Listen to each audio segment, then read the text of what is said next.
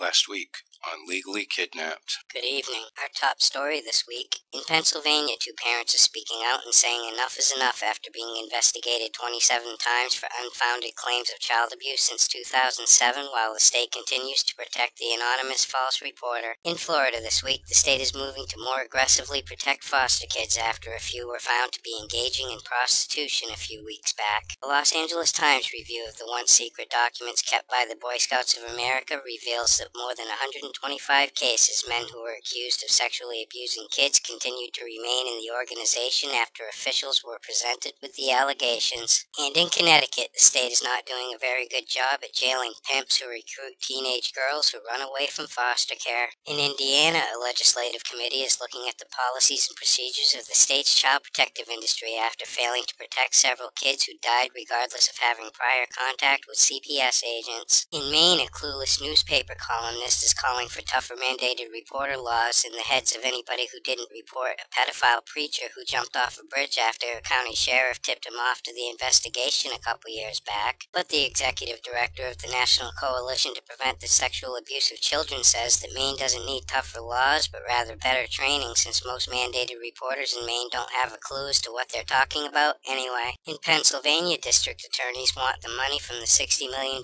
Penn State Jerry Sandusky cover-up fine to go to the children's advocacy programs across the state. In Ohio, CPS agents are getting burned out thanks to a change in policy where the intake workers continue to work with the family after the report is substantiated. And in New Hampshire, parents are complaining about the use of seclusion rooms for special needs students. In South Africa this week, an 11-year-old boy is forced to testify against his mother, who is accused of burning his younger brother to death. The South African Human Rights Commission is requesting an investigation into the country's child protection register, which is in complete disarray. In Japan, a new report reveals record numbers of child abuse cases, which they're blaming on the court's inability to terminate the rights of parents. And the company Samsung is investigating allegations that one of its manufacturers is using child labor in China. In Scotland, child welfare cases have soared by 20% over the last 5 years. And in New Zealand, a couple of foster parents get convicted of beating, starving, and treating their foster child like a slave. In Australia this week, Virgin Airlines is being accused of treating men like pedophiles after asking a man to sit somewhere else instead of the seat he paid for because it just happened to be next to two unaccompanied minors. The government in Tasmania is under pressure to issue an apology to the victims of forced adoption going all the way back to the 1950s. And the Tasmanian Commissioner for Children fears that foster kids are being silenced by state government after considering closing a program that provides advocates for the kids. In Canada, a girl from British Columbia wins a $13 million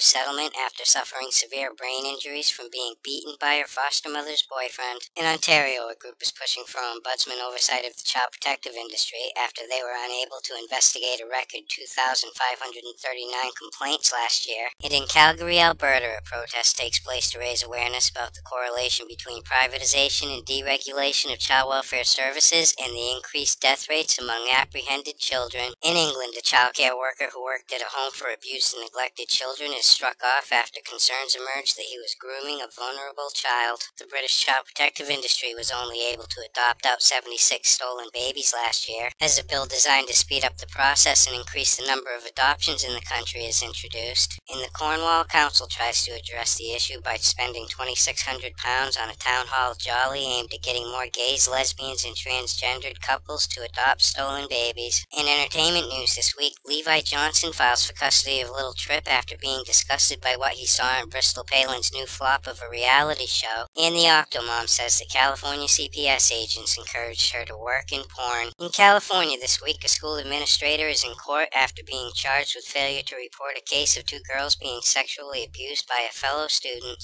In Nebraska, a 29-year-old foster mother is charged with having a 2-year sexual relationship with her 17-year-old foster son. In Ohio, a former foster parent and babysitter is found competent to stand trial for the sexual abuse of children between 2000 and 2007. In Tennessee, a foster parent is sentenced to 4 years of probation for raping a 16-year-old foster child. And in Michigan, a foster father is charged with downloading child porn. In Wisconsin, a surrogate mother is trying to get out of her legal agreement and share custody of the kid who she agreed to have for another couple. In Washington, a 23-year-old man is trying to adopt his biological siblings from the state's foster care system. And in Pennsylvania, a former foster child files a civil complaint in federal court against the child protective industry for ignoring the abuse that he suffered while in several Luzerne County foster homes. In West Virginia, a family court judge is charged with failing to rule on motions and ignoring circuit judges' orders to do so. A Mennonite pastor is in court facing accusations that he helped a former lesbian mother escape the United States to avoid court-ordered visitations with her former lover, who was deemed by the court to be the kid's other mother. In Texas, an 11-month-old girl who was thrown on the floor and stomped on by her foster father last week was laid to rest. And finally tonight, the Texas judge who was put on paid suspension after a beating he inflicted on his daughter went viral on YouTube last year has now collected $110,000 of taxpayer money since he was removed from the bench. For these stories and all the latest dirt on the child protective industry, visit www.legallykidnapped.com. And until next week, this is Baby LK.